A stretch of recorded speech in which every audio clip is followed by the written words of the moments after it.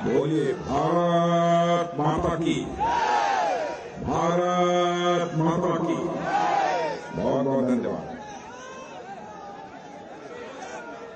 उत्तर प्रदेश सरकार के उप मुख्यमंत्री, बैठ जाओ बैठ जाओ बैठ जाइए बैठ जाओ। उत्तर प्रदेश सरकार के उप मुख्यमंत्री जिनका अभी अभी आप लोगों ने भाषण सुना है, बैठ जाओ, डॉक्टर दिनेश शर्मा जी और हमारी केंद्रीय मंत्री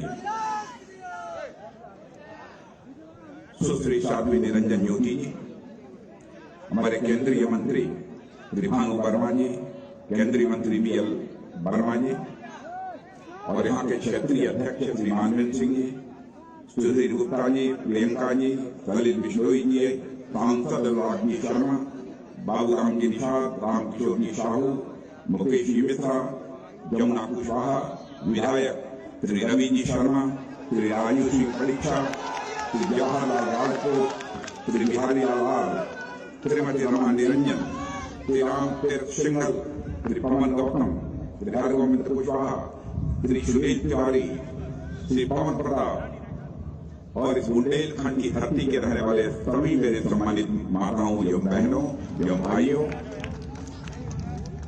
यह मेरा सौभाग्य है कि लंबे अरसे के बाद इस बुंदेलखंड की धरती पर किसी राजनीतिक सार्वजनिक सभा को संबोधित करने के लिए आप सबके सामने उपस्थित हुआ। मेरे बहनों भाइयों, मैं मानता हूं कि यह बुंदेलखंड की धरती, यह बहादुरों की धरती है, शौर्य और पराक्रम की धरती है, यह महाराजा छत्रसाल की धरती है, महारानी लक्ष्मीबाई की धरती है और आला की यह धरती है। सबसे पहले हम बुंदेलखंड की वो धरती को हाथ जोड़ के प्रणाम करते हैं जिनने ऐसे वीरन और प्रतिभाशाली लोगों के जन्म दियो।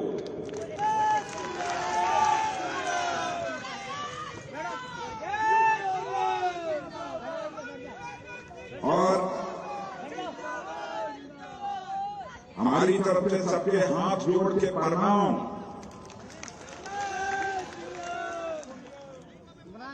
मैं भाइयों, बुंदेलखंडी भाषा में सही तरीके से नहीं बोल सकता हूं, लेकिन मैंने सोचा कि मैं बुंदेलखंड की धरती पर जा रहा हूं तो मुझे अपने भाषण की शुरुआत करनी चाहिए, तो बुंदेलखंडी में ही अपने भाषण की शुरुआत करनी चाहिए। इसीलिए मैंने कुछ बुंदेलखंड के वाक्यों का यहां प्रयोग किया है। मैं मानता हूं झांसी के बारे में यह ऐसी वीर भूमि है कि हर भारतवासी को यथासंभव अपने जीवन में यह कोशिश करनी चाहिए एक बार इस झांसी की वीर भूमि का आकर वह एक बार दर्शन कर सके। और मैं तो इस मामले में सौभाग्यशाली हूं, पिछले 33 दिनों में 3 बार, तीसरी बार आज मैं यहां पर आया हूं। राष्ट्र रक्षा संकल्प पर्व जब चल रहा था और जिस समय हमारे देश के यशस्वी प्रधानमंत्री मोदी जी आए थे, उस समय भी मैं यहां पर आया था। 2 बार आया था, एक बार उसके पहले उद्घाटन करने के लिए आया था राष्ट्र रक्षा संकल्प पर्व का, और दूसरी बार मोदी जी के साथ आया था, और तीसरी बार पुनः आप सबका दर्शन करने के लिए मैदान में आप सब लोगों के सामने में मौजूद। आज हमारी जन विश्वास यात्रा उत्तर प्रदेश के 6 स्थानों से प्रारंभ हो गई है। बहनों भाइयों, भारतीय जनता पार्टी का यह मानना है कि हमें राजनीति यदि करनी चाहिए तो राजनीति जनता से आंखें चुरा कर राजनीति नहीं करनी चाहिए, जनता की आंखों में धूल झोंक कर राजनीति नहीं करनी चाहिए। राजनीति करनी चाहिए तो जनता की आंखों में आंख डालकर राजनीति करनी चाहिए। यह भारतीय जनता पार्टी की मान्यता है। हमारा यह चरित्र रहा है और मैं समाजवादी पार्टी, बहुजन समाज पार्टी के लोगों को भी चुनौती देता हूं। हमारी यदि कोई बात गलत हो तो उसका खंडन उनके द्वारा किया जाना चाहिए। यदि हमारी बात कोई गलत होगी तो उसके लिए मैं खेद भी व्यक्त करने को तैयार हूं। क्योंकि जनता से अब झूठ बोलकर हम जनता का समर्थन नहीं हासिल करना चाहते। यदि जनता का समर्थन हासिल करना चाहते हैं तो जनता का दिल और दिमाग जीत कर हम उनका समर्थन हासिल करना चाहते हैं। मेरे भाइयों, ये हमारे भारतीय जनता पार्टी का चरित्र है। जो हम लोगों ने कहा वह करके हम लोगों ने दिखाया है। लेकिन मैं जानता हूं आजादी हासिल हुए लगभग 75 वर्ष पूरे होने जा रहे हैं। इस आजाद भारत के इतिहास में नेताओं ने जनता को बहुत सारे आश्वासन दिए, बहुत सारे वादे किए। आंशिक रूप से भी अपने वादों को पूरा कर लिया होगा उन नेताओं ने, तो शायद आज हमारा यह भारत दुनिया का सबसे ताकतवर देश बन गया होगा। नेताओं की कथनी और करनी में अंतर होने के कारण भारत की राजनीति पर से लोगों का भरोसा धीरे धीरे कम होता चला गया और देश के नेताओं पर से लोगों का भरोसा धीरे धीरे कम होता चला गया, टूटता चला गया। नेता आते हैं, नेता बराबर इधर उधर की बातें करके जनता को गुमराह करके उनका समर्थन लेकर चले जाते हैं। नेताओं के प्रति और भारत की राजनीति के प्रति एक विश्वास और संकट, चाहे कांग्रेस हो, चाहे सपा हो, चाहे बसपा हो, चाहे कम्युनिस्ट पार्टी, सभी राजनीतिक पार्टियों ने पैदा किया है। भारत की राजनीति में पैदा हुई विश्वास के संकट को भारतीय जनता पार्टी ने चुनौती के रूप में स्वीकार किया है। इसलिए मैं आपको यकीन दिलाना चाहता हूं कि भाइयों, जो हम कहेंगे वो हम करके दिखाएंगे। यही हमारी भारतीय जनता पार्टी का चरित्र है। प्राण जाई पर वचन न जाई, यह है हमारा संकल्प। मैं आपको याद दिलाना चाहता हूं, पढ़े लिखे लोगों को इस बात की भी जानकारी होगी, जिस समय हम लोगों ने 1951 में आजादी हासिल होने के 4 साल के बाद भारतीय जनसंघ के रूप में अपनी यात्रा प्रारंभ की थी, उस समय भी हम अपने घोषणा पत्र में लिखते थे यदि जनसंघ की सरकार बन जाएगी तो जम्मू कश्मीर में जो धारा 370 लगी है और जिस धारा 370 के तहत जम्मू कश्मीर को विशेषाधिकार प्राप्त है, उस धारा 370 को हम समाप्त करेंगे और जम्मू कश्मीर का भी वही दर्जा होगा जो हिंदुस्तान के अन्य राज्यों का दर्जा है। जब चुनाव का समय आता था, हम लोग अपने घोषणा पत्र में बराबर भी धारा 370 को हटाने की बात करते। लोग ये कहते थे ये जनसंघी लोग। बाद में जब हम वही जनसंघ भारतीय जनता पार्टी बन गए, तब भी हम लिखे। लोग कहते थे जनसंघ वाले जब भी आते लिख देते हैं हमारी सरकार बनेगी, धारा 370 को हम समाप्त करेंगे। लेकिन भाइयों, आपने देखा 2014 के चुनाव में, 2019 के चुनाव में, लोकसभा चुनाव में जो कामयाबी आप लोगों ने दी है, जो आप लोगों ने मोहब्बत और प्यार आप लोगों ने हम दिया है, जो वादा धारा 370 को समाप्त करने का हमने किया था, वह धारा 370 हम लोगों ने चिट्ठी बजाकर समाप्त कर दिया और आज जम्मू कश्मीर का भी वही दर्जा है जो हिंदुस्तान के अन्य राज्यों का है। जब हम ये कहते थे हमारी सरकार बनेगी तो अयोध्या की धरती पर भव्य राम का मंदिर बनकर रहे। मैं मानता हूं कि अदालत के फैसले से बना, लेकिन चाहे जो कुछ भी, यह ईश्वर को भी मंजूर था, ऊपर वाले को भी मंजूर था कि अयोध्या की धरती पर भव्य राम का मंदिर तभी बनेगा जबकि हिंदुस्तान में उस प्रदेश में भारतीय जनता पार्टी की सरकार होगी। भाइयों, और आज अयोध्या की धरती पर भव्य राम के मंदिर में निर्माण हो रहा है।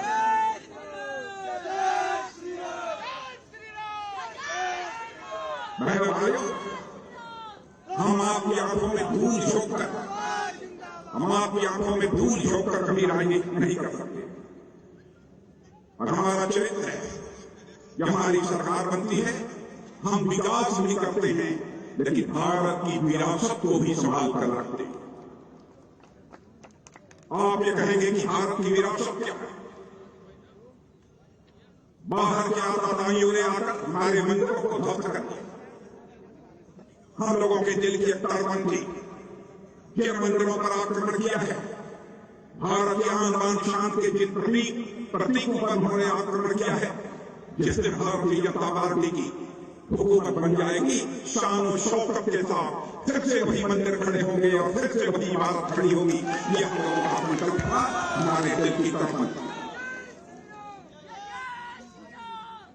और मैं आपको याद दिलाना चाहता हूं, जिनको न जानकारी हो वो सुन ले।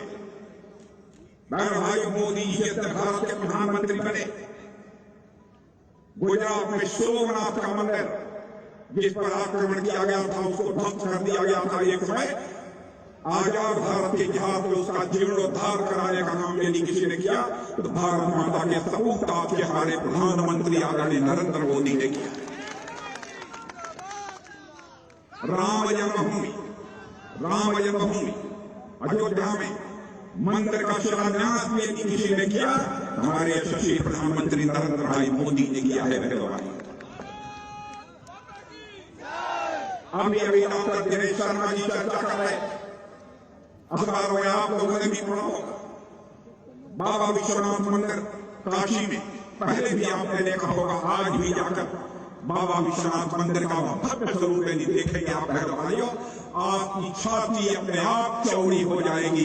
इस काम को भी यदि किसी ने किया है तो हमारे देश के यशस्वी प्रधानमंत्री नरेंद्र भाई मोदी ने किया। हम लोग कहते थे जब हमारी सरकार हिंदुस्तान में बन जाएगी, भाइयों नए भारत के निर्माण का सिलसिला हम प्रारंभ करेंगे। मैं दावे के साथ कह सकता हूं, नए भारत के निर्माण का सिलसिला प्रारंभ हो गया है। पहले भारत अंतर्राष्ट्रीय मंचों पर कुछ बोलता था, भारत की बात को कोई गंभीरतापूर्वक नहीं लेता। आई गई बात हो जाती थी भारत की अंतर्राष्ट्रीय मंचों पर, लेकिन आज भारत अंतर्राष्ट्रीय मंचों पर भी कुछ बोलता है तो सारी दुनिया बहुत ही ध्यान और गौर से हमारी बातों को सुनती है और उस पर अमल करती है। यह भारत की हैसियत सारी दुनिया में बनी है। और इतना ही नहीं, आप इस सच्चाई को स्वीकार करेंगे, हमारी सरकार ने यह संकल्प लिया है हम किसी को भूख से नहीं मरने देंगे। यही बुंदेलखंड है, प्रतिवर्ष यहां पर भूख से मरने वाली घटनाएं समाचार पत्रों की सुर्खियों में रहा करती। महाराष्ट्र में भी इसी प्रकार की खबरें अखबारों में पढ़ने को मिलती थी। लेकिन हमारे प्रधानमंत्री ने जो करिश्माई काम किया है, हमारी सरकार ने जो करिश्माई काम किया है, और हमारे यहाँ के मुख्यमंत्री योगी आदित्यनाथ जी ने जो करिश्माई काम किया है, भाइयों मैं दावे के साथ कह सकता हूं कि अब कोई भी हमारा उत्तर प्रदेशवासी हो अथवा भारतवासी अब भूख के कारण दम नहीं तोड़ने पाएगा। ऐसे हालात हमारी सरकार ने पैदा किया।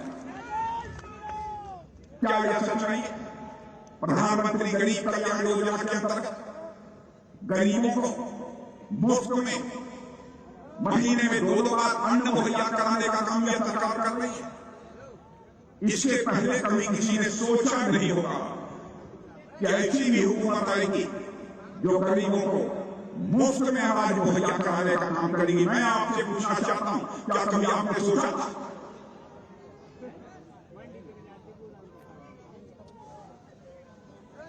बुंदेलखंड में पानी का संकट है, क्या कभी किसी ने सोचा था कि बुंदेलखंड का यह पानी का संकट भी समाप्त हो जाएगा?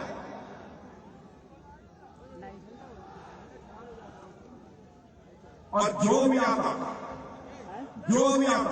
वो कहता था हमारी सरकार दिल्ली में बनवा दीजिए, हमारी सरकार जो है उत्तर प्रदेश में बनवा दीजिए, हम यहां उन बुंदेलखंड के पानी के संकट को समाप्त कर देंगे। और हम लोग चुप रहो, शांत रहो। भाइयों पानी का संकट हमारा पड़ता। मैं आपसे पूछना चाहता हूं, मेरी बात गलत हो हाथ मत उठाइएगा, बात सही हो हाथ उठाइएगा। क्या गंभीरतापूर्वक पानी के संकट को दूर करने के लिए हमारे मोदी जी योगी जी ने काम प्रारंभ किया है कि नहीं किया है? मैं आपसे पूछना चाहता हूं, जो पीछे लोग बैठे हैं उनसे भी मैं पूछना चाहता हूं।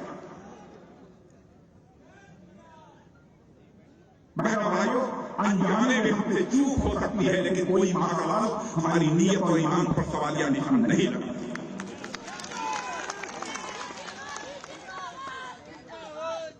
और आज यदि हम सोमनाथ मंदिर की बात करते हैं, हम काशी विश्वनाथ की बात करते हैं, राम मंदिर की बात करते हैं तो वो लोग हमारे ऊपर उंगली उठाते हैं, ट्विटर के माध्यम से हमारा मजाक उड़ाने की कोशिश करते हैं। जिन लोगों ने राम भक्तों के ऊपर अयोध्या में गोली चलवाने का काम किया था, मैं तो भाई उनके पास क्या आप उसका बदला नहीं देंगे? एक बार आपने शिकस्त दिया है, उसके माध्यम से है भाइयों, आज मैं अपील करने आया हूं कि आपने पिछली बार 2017 के चुनाव में 325 सीटों पर भारतीय जनता पार्टी को विजय दिलाई थी। इस बार यह संख्या बढ़नी चाहिए, किसी भी सूरत में संख्या घटनी नहीं चाहिए मेरे भाइयों। यह मैं आप सबसे अपील करना है। हमने जो वादा किया 2024 समाप्त होते होते इस हिंदुस्तान में एक भी परिवार शेष नहीं बचेगा जिस परिवार के पास पक्का मकान यानी सर ढकने के लिए पक्की छत मुहैया हो जाए, ऐसा एक भी परिवार शेष नहीं बचेगा। बुंदेलखंड में लोगों को मकान मिल रहे हैं कि नहीं मिल रहे हैं? पीछे के लोगों से पूछना चाहता हूं, मकान मिल रहे हैं कि नहीं मिल रहे हैं? हाथ उठाकर पीछे के लोग बताइए। प्रेस के मित्रों, आप देखिए, प्रधानमंत्री गरीब कल्याण योजना के अंतर्गत बुंदेलखंड के किसानों को हर 4 महीने पर 2-2 हजार रुपया मिल रहा है कि नहीं? साल में 6-6 हजार रुपया मिल रहा है कि नहीं?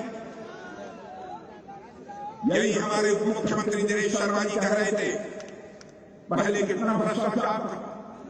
याद दिलाना चाहता हूं, राजीव गांधी जी हमारे देश के प्रधानमंत्री रहे।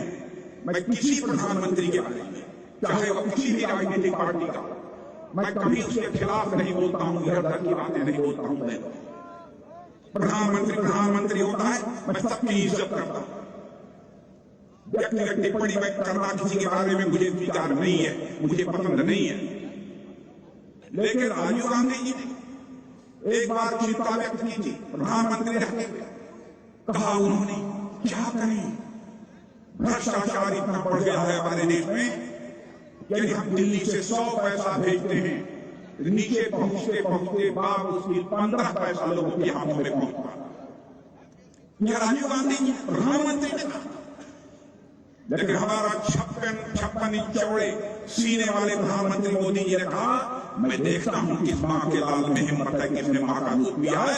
100 पैसा भेजूंगा तो 100 पैसा नीचे पहुंचेगा बहन भाइयों। और आज 100 पैसा पहुंच रहा है कि नहीं? पीछे के लोग आदमी बताइए, पहुंच रहा है कि नहीं?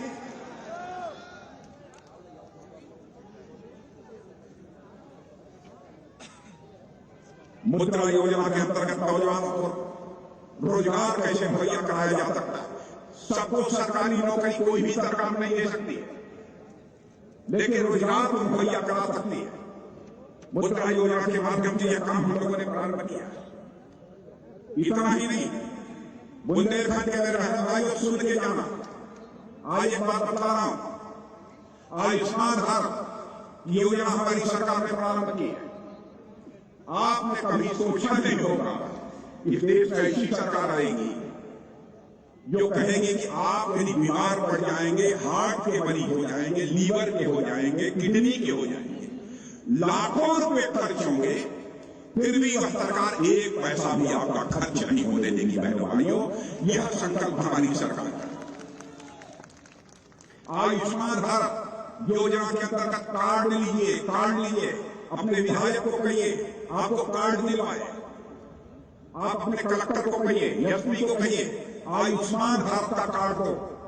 और आप जानते हैं आयुष्मान भारत कार्ड के अंतर्गत क्या व्यवस्था है? बहन भाइयों, यदि आप बीमार पड़ जाते हैं, गंभीर बीमारी हो जाती है, 1 वर्ष में 5 लाख रुपए तक का आपका मुफ्त इलाज होगा। और 1 साल में 5 लाख खर्च करने पर भी आपकी बीमारी ठीक नहीं हुई तो दूसरे साल भी आपका 5 लाख रुपए का मुफ्त इलाज होगा। यह है आयुष्मान भारत योजना। सारे विश्व में, सारी दुनिया में मेरे बहनों भाइयों, कहीं भी दुनिया के किसी भी देश में इस प्रकार की योजना नहीं है। जन कल्याण के लिए इस प्रकार की व्यवस्था हमारी सेना की, हमारी सरकार ने किया है। अद्भुत काम है, अविस्मरणीय काम है। इसीलिए मैं कहना चाहता हूं, कोरोना की बात कभी दिनेश जी कह रहे थे, बहनों भाइयों, अमेरिका दुनिया का ताकतवर देश माना जाता है, रूस ताकतवर देश माना जाता है, चीन माना जाता है, बहुत सारे देश माने जाते हैं। इंग्लैंड, जिन अंग्रेजों ने हम लोगों के ऊपर लंबे समय तक हुकूमत की, वहां पर भी कैसे हालात थे। कोरोना के संकट से जिस तरीके से निपटना चाहिए, जो कामयाबी मिलनी चाहिए, वह कामयाबी उनको नहीं मिल पाई। लेकिन सच्चाई है कि हमारी सरकार के रहते हुए कोरोना पर हम लोगों ने कामयाबी हासिल की है और आज 140 करोड़ लोगों का जो है टीकाकरण भी हो चुका है। यह अकेला देश दुनिया का यह भारत है। भारत, मैं आपसे पूछना चाहता हूं, आप लोगों में से दावे के साथ कहता हूं अधिकांश लोगों का टीकाकरण हो गया होगा। हो गया है कि हाथ उठाइए, मैं प्रेस के दोस्तों देख लो, यह इसे कहते हैं सरकार, इसे कहते हैं सरकार। और इतना ही नहीं भाइयों, यहां पर तो सड़कें वड़कें यह सब तो हमारे योगी जी ने बहुत बनवाई, बहुत बनवाई। इतनी में चर्चा, यह बताइए मनुष्य के जीवन में सबसे बड़ी चीज क्या होती है? धन दौलत होता है, आन बान शान होती है। दोनों बुंदेलखंडवासियों एक आवाज आनी चाहिए, धन दौलत या आन बान शान? आन बान शान। न बुआ चाहिए न बबुआ चाहिए, हमें केवल बाबा चाहिए। बहनों भाइयों,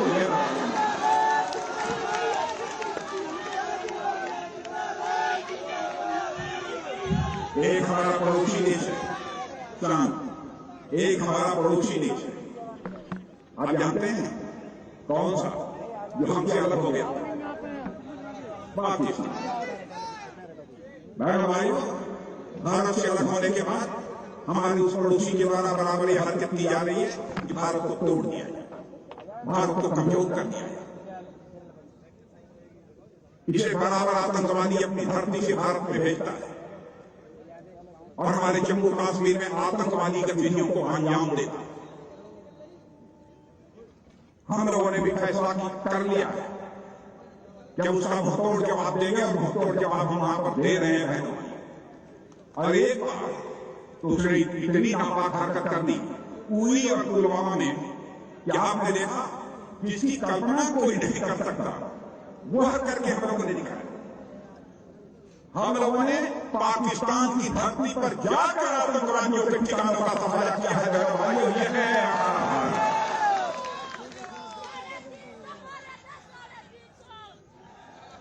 या भी हम सर्जिकल स्ट्राइक भी कर सकते हैं। एक बार धरती पर जाकर मारा और दूसरी बार जरूरत पड़ी तो हम लोगों ने एयर स्ट्राइक करके उनका सहारा किया गया। भाइयों, आज ये भारतीय कुदरत है, भारतीय।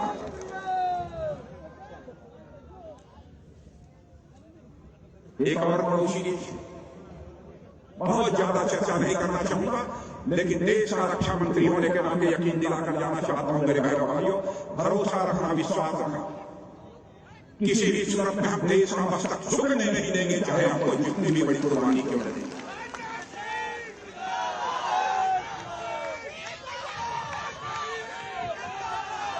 हमारे देश के बहादुर सेना के जवानों पर आपका भरोसा होना चाहिए, आपका यकीन होना चाहिए। बहनों भाई, हम विकास भी करेंगे, हम विकास भी करेंगे, लेकिन हम आपके स्वाभिमान की रक्षा भी करेंगे। आज का यह दिन एक विशेष दिन है। आज ही अशफाकुल्लाह खान का बलिदान दिवस है, जिन्होंने भारत को आजादी दिलाने के लिए हफ्ते हफ्ते फांसी के फंदे को चूम लिया था।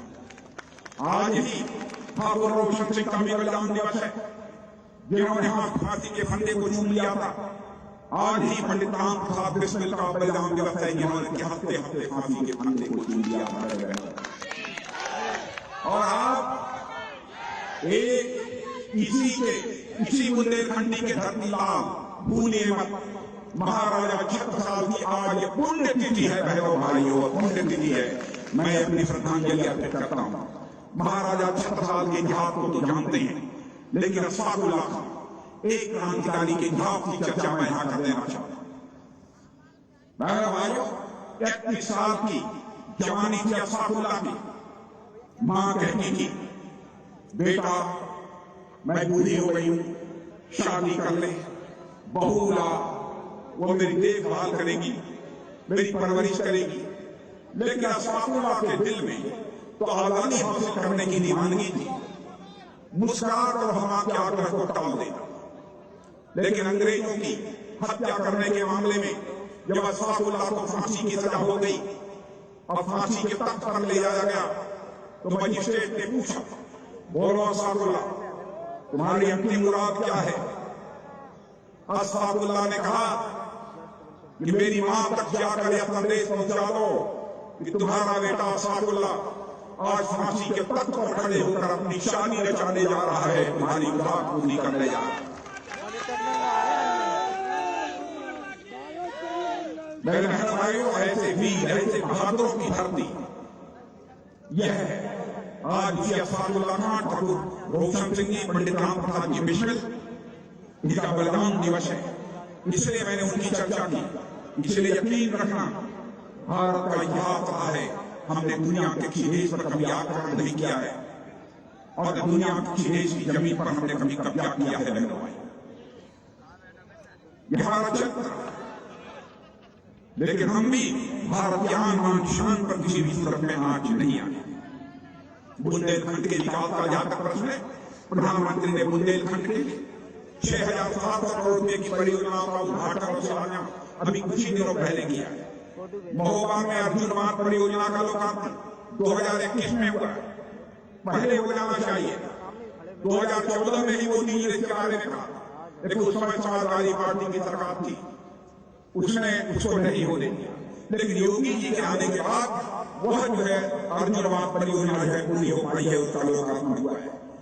बुंदेलखंड को प्यासा रखते बहनों भाइयों, मैं आपसे पूछता हूं, बुंदेलखंड को किस पार्टी ने प्यासा रखा है? किस पार्टी? पीछे के आपको किसने?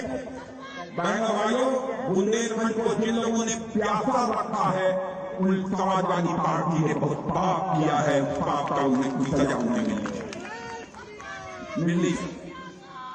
और आपको जानकारी होगी, अभी पिछले बुधवार को ही केंद्र सरकार की कैबिनेट में केंद्र नदी परियोजना को पूरा करने के लिए 44,000 करोड़ रुपए स्वीकृत कर दिए गए हैं। बहनों भाई, 44,000 करोड़ रुपया यह स्वीकृत हुआ है।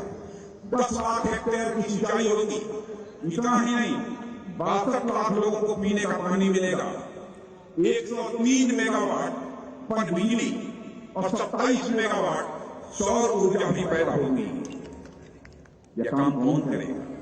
फिर समाजवादी पार्टी की सरकार आ जाएगी, नहीं करेगी। जैसे अर्जुन बांध परियोजना का काम नहीं पूरा किया, इसलिए बहनों भाइयों, फिर से यहाँ पर भारतीय जनता पार्टी की सरकार होनी चाहिए, तभी यह काम पूरा हो पाएगा। यह मैं अपील कर रहा हूं। डिफेंस कॉरिडोर की बात मैं नहीं करूंगा, लेकिन एक कंपनी नाम बताकर जा रहा हूं, बुंदेलखंड बहादुरों की धरती है। केवल यहाँ खिलौना नहीं बनेगा, बुंदेलखंड की धरती पर मिसाइल बनेगी। हजारों किलोमीटर दूरी पर जाकर एंटी टैंक गाइडेड मिसाइल बनेगी। प्रेस के लोग नोट कर लें, कहकर जा रहा हूं, anti tank guided missile Bundelkhand की धरती पर बनेगी।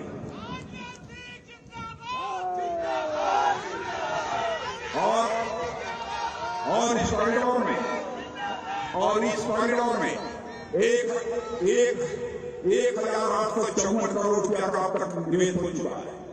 यह मैं आपको अपनी जानकारी बताना चाहता हूं। बहन भाइयों, गुंडे वाला से कोई प्रॉब्लम नहीं, कोई है मैं सचमुच चाहे जो कुछ भी हो, मुख्यमंत्री योगी आदित्यनाथ जी ने कमाल किया। 2 अक्षर का नाम योगी, 2 अक्षर का नाम योगी, ये सुनते ही अपराधियों की दिल की धड़कन बढ़ जाती, दिल की धड़कन बढ़ जाती। पहले शाम होते ही लेकर कट्टा लोग बाहर निकला, लेकिन अब किसी मां के लाल की बहनों भाइयों हिम्मत नहीं। मैं यही कहने आया हूं कि मेरे बहनों भाइयों, उत्तर प्रदेश में आप जानते हैं योगासन करते हैं। आप लोग कितने लोग योगासन करते हैं? कितने योगासन? 84 योगासन। तो उत्तर प्रदेश में विकास 84 योगासनों में से 83 योगासन कर रहा है। उत्तर प्रदेश में विकास 84 योगासनों में से 83 योगासन कर रहा है। एक योगासन हम लोगों ने समाजवादी पार्टी के लिए छोड़ दिया। और जानते हैं कौन सा छोड़ा है? वो शासन हम लोगों ने समाजवादी पार्टी के लिए छोड़ दिया है। बहनों भाइयों, इस बार वैसे ही हालात पैदा होने चाहिए। हम योगी जी को 5 साल काम करते हुए, क्योंकि मैं भी मुख्यमंत्री रहा हूं, मैं जानता हूं योगी जी को काम करते हुए जो मैंने देखा है मेरे बहनों भाइयों, मैं कह सकता हूं ऑलराउंडर खिलाड़ी।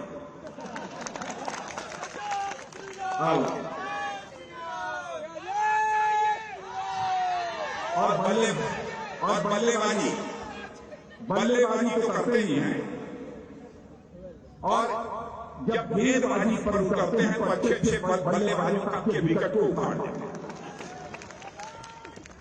क्या सपा, क्या बसपा, क्या कांग्रेस, योगी जी की इन स्विंगर और आउट स्विंगर के आगे कोई टिक नहीं पाएगा। बहनों भाइयों, ये मैं दावे के साथ कहता हूं। नौजवानों ने क्रिकेट की भाषा समझनी कि नहीं समझी है ना? जब बल्लेबाजी ने गेंदबाजी तो बना देंगे। मैं मान कर जाऊं, पिछली बार जैसे एक सीट छोड़कर बुंदेलखंड की सारी सीटें इस बार सारी जीतेंगी। पक्का पक्का बबीना बोले दिल से।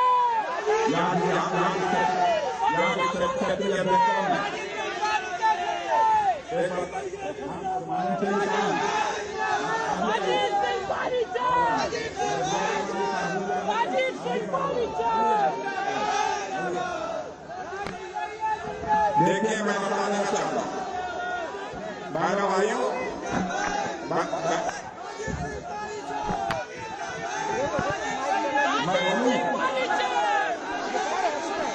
मेरी बात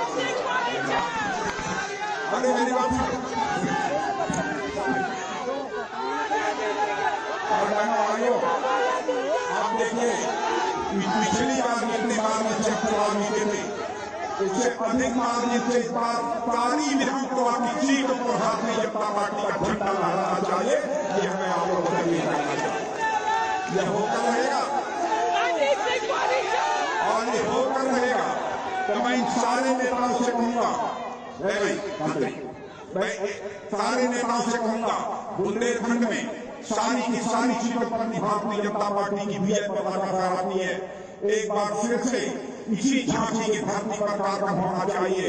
और भाई, मैं भी आऊंगा और आपके मुख्यमंत्री योगी आदित्यनाथ भी आएंगे। हम बुंदेलखंड वासियों का अभिनंदन